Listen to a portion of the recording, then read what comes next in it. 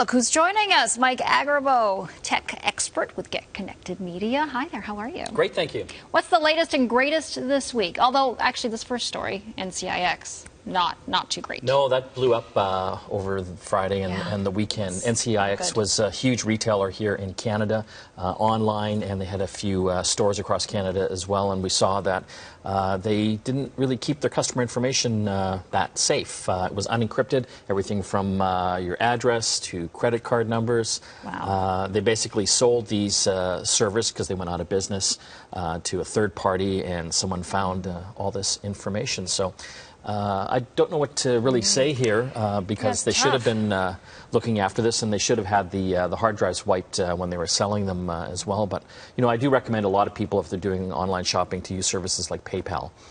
Hopefully they don't get hacked. Because when you use PayPal, then the e-commerce retailer you're dealing with doesn't have all of your personal information.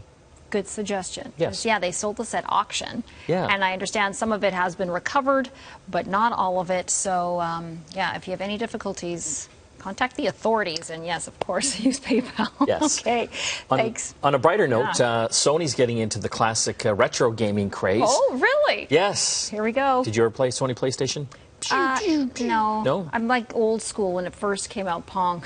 Pong. This is way before wow, that is taking us back. I'm taking it back. Old school, old school. That is super old school. Well, they're coming out with the PlayStation Classic, much like Nintendo did with their NES and Super NES Classic, which sold really well, both those units. They're coming out this December with the Sony version, the PlayStation. Going to go for about $139 Canadian, from what I understand. Going to be prepackaged, built right in with 20 classic Sony games, including Final Fantasy VII and Tekken 3, some real classic games that Sony lovers will hopefully be excited to get into. I was taken back there. I saw the one with the knockout. I was really good at that one. Were you? I was good at that. You're a fighter. Not a lover. Not a lover. I'm a fighter. Parental control apps. Yeah, this is great. Kids love this. So Google has an app called Family Link, and it will allow parents who have kids under 13 and those over 13 that opt into this to control what apps they're using, how much screen time they're doing, and they can also turn off their kids' phones as well if the kids are getting a little out of control with the screen time. Holy, that's a lot of power. Oh, yeah, kids love this. They really do.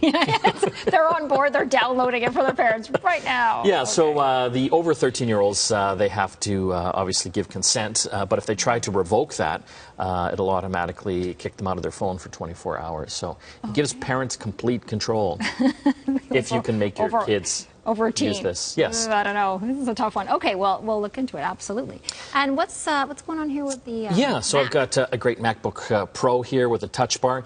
The newest macOS Mojave is being released today, so if you've got a Mac, go to the Apple website to see if it'll work on yours, but it'll pretty well work on most newer Macs that are out there, and even a lot of older ones as well. One of the features, Stacks. This is cool. If you've got a desktop full of documents and icons, like a messy desktop, Stacks will allow you to basically organize this all by tagging them a certain thing, file types, when they were made. So instead of having all this junk on your desktop, they can be in these neat little stacks that you can basically open up here, which is, I think, a great feature. Wow. Yes, super cool. Next up, new feature is dark mode. So instead of the light side, you can go to the dark side. So why? Better contrast for reading text. A lot of the creative people I work with, editors and graphics artists, love having a dark mode on their computers. So now it's actually hard-baked right into the operating system. So super easy to get in there and to try it out. Also coming here in the fall to the Mac OS Mojave, and coming soon to iOS iPhone users, is group FaceTime, which is exciting. So just reading, they're up to 32 people. Yeah, so this is going to be rolling out over the next few months. So you'll be able to actually have multiple conversations, video conversations going at the same time with your friends and family. So instead of just a one-on-one, it's a group thing now. It's a group thing now. Pretty exciting. Conference calling. Yeah, my next feature here that I love is continuity camera. I love this. So now if you wanted to get a picture from your iPhone into your Mac, if you're using the Mail program, Pages, a lot of the stock Mac apps, you'll be able to use a feature where you can basically use your phone and then have it just automatically pop right into into the program. It is super cool. Huh. That's my favorite feature. That is very unique. It is. I hadn't heard of that one. Okay. And last but not least, any apps or anything, iOS apps? Yeah, they're making it easier now for developers to port their iOS or their iPhone and iPad apps into the operating system. So you'll be able to use things like the Home app to control your house and all the connected devices there. Okay. And you'll be seeing a lot more iOS apps being ported over to the macOS. So it makes it even more fun and functional. And just all cohesive. All right. Yes, macOS Mojave launching today. If you've got a Mac, check it out. Sounds good. We'll do that. Thanks so much, Mike Agarbo, joining us today from GetConnected Media.